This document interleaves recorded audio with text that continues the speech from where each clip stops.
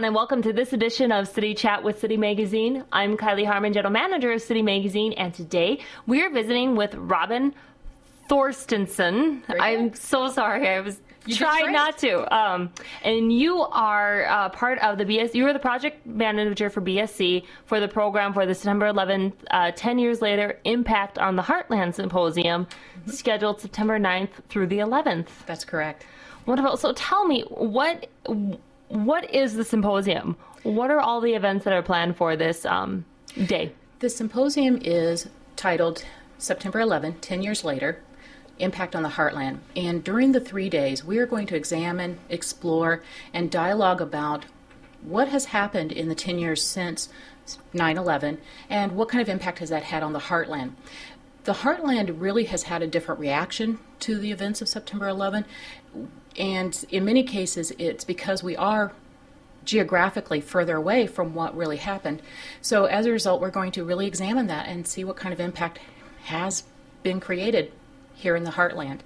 And so we have all kinds of speakers, presenters from a variety of different fields. We're going to take very much a humanities perspective and really just examine this so that people can dialogue about this and reach their own conclusions about really what has happened.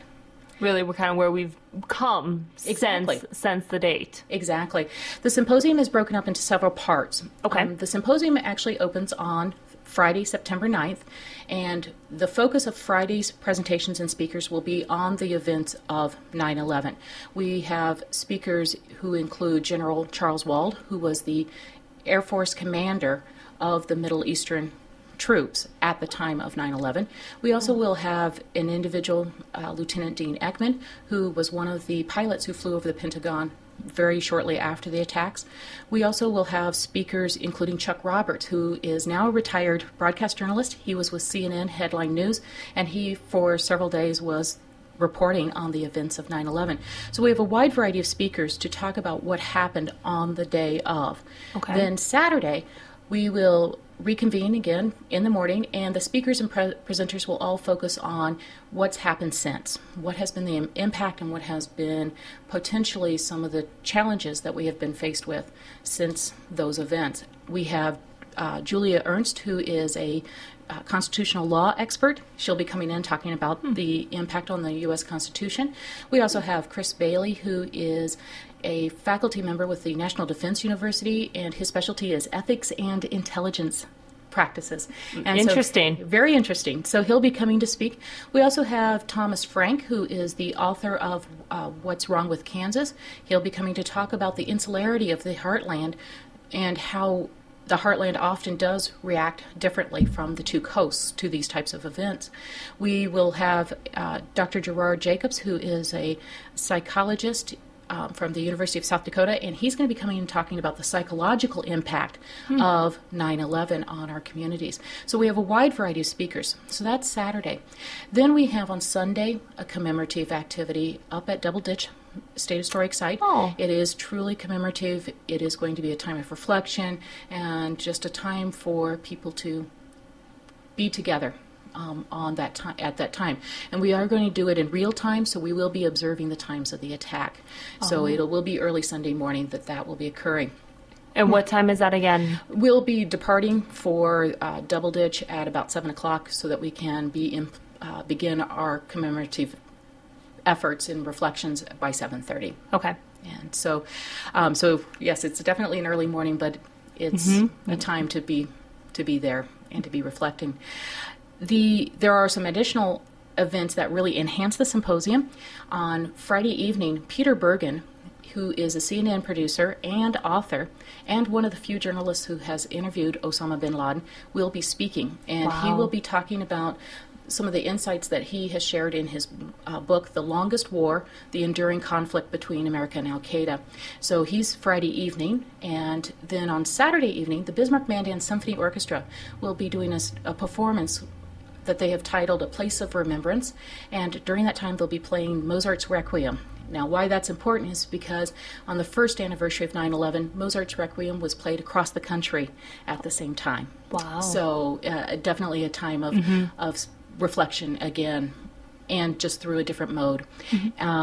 Then also we have a speakers reception on Friday evening where if you're a part of the symposium, you can spend time with the speakers and other attendees dialoguing about what you think, what you heard, and what you speculate.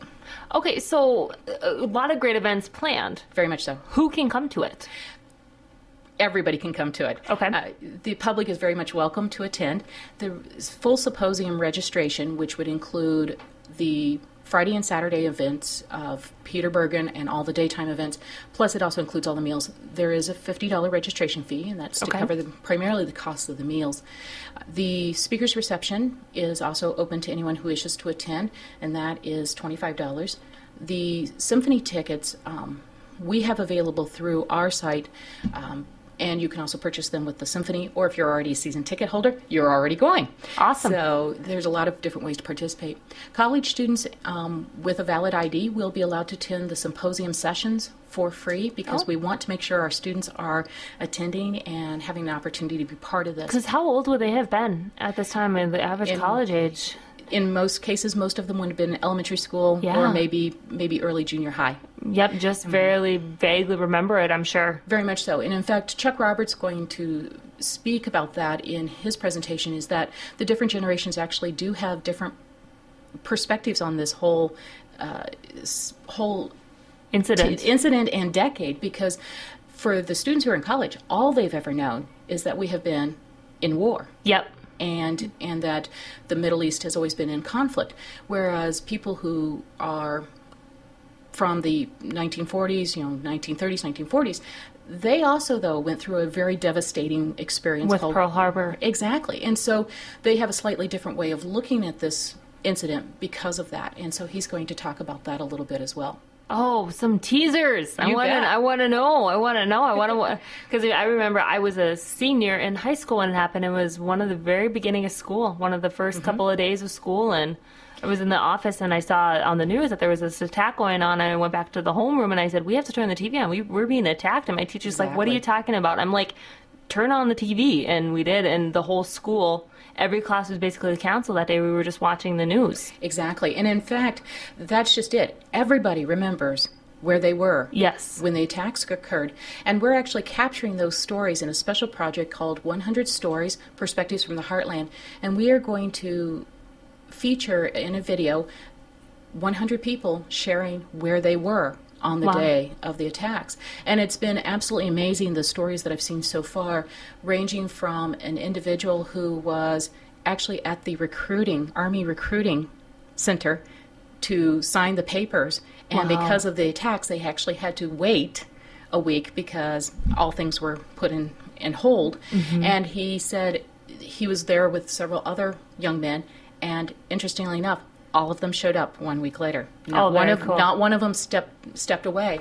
And so there's stories like that to the stories of people who actually they gave birth to their child on that day.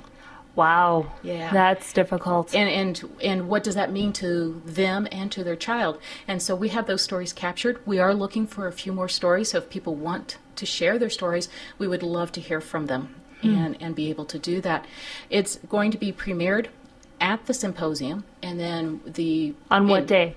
We're going to premiere it opening on Friday, September 9th. It'll be mid-morning when we do the first portion of it, and then we'll continue to show it throughout the symposium. And then we'll make it available through a variety of mediums, including through our website. Very cool, very cool. So who has all been a part of the planning for this, and when did you guys start planning it?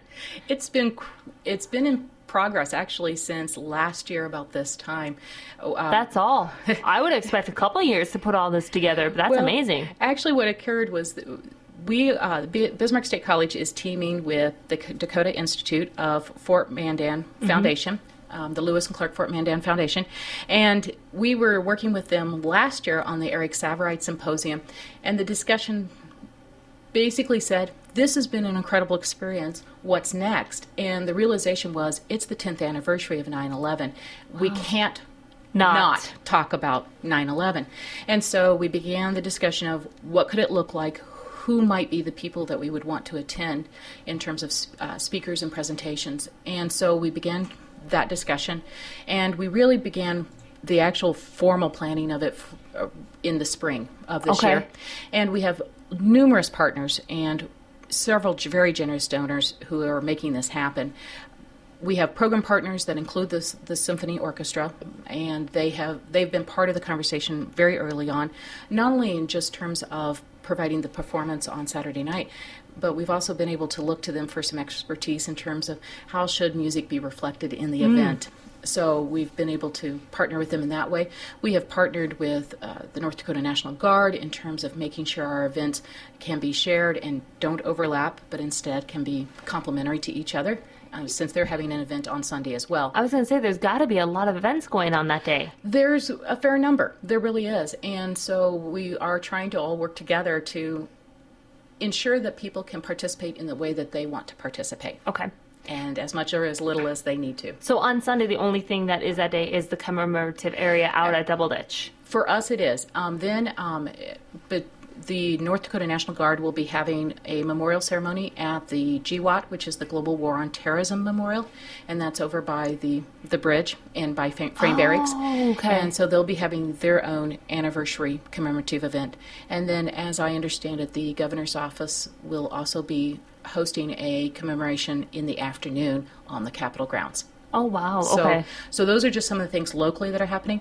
We also know that the International Peace Gardens will be having a commemorative event on Sunday the 11th as well, and we've heard that there are some other communities that are planning their own commemorative event. So cool. There is a lot to choose from, and like I said, there's a lot of ways people can take part, as little or as much as they would like to.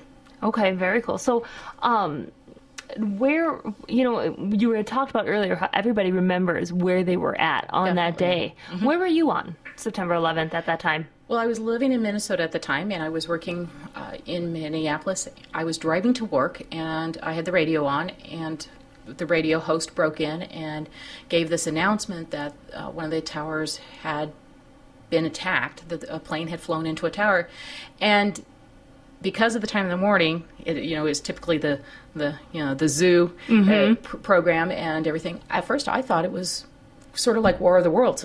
Excuse me. I thought it was a joke. I didn't realize that this was for real. And so I went on to work, and like most everybody else, I didn't have the television on. Mm-hmm. And then someone else in the office said, I think this is real. And we turned on the television. And it was very odd because where I worked, none of us had really any relatives or any friends who lived in New York City. So we didn't have an immediate tie. So we watched. But I don't think we were had the same sense of alarm that others did who might have had friends, relatives, or loved ones in New York City. I do know that I talked with folks who were part of an organization that had their headquarters there in New York City, and they they told me, they said it was very interesting because the first thing that happened was, of course, they had no phone access.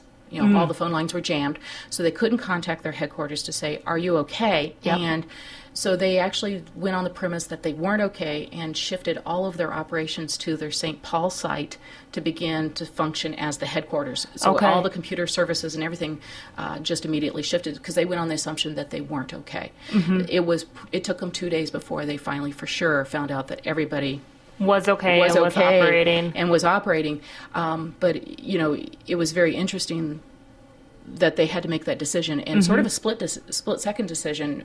Do we assume the worst or do we assume the best? And they made the decision to assume the worst because they had a national operation. Well, and which is what I think you would need to do. Exactly. Because if nobody can get through up there, you're going to have to get through somewhere. Exactly. Mm-hmm. And so it was very interesting. And we even have on our 100 Stories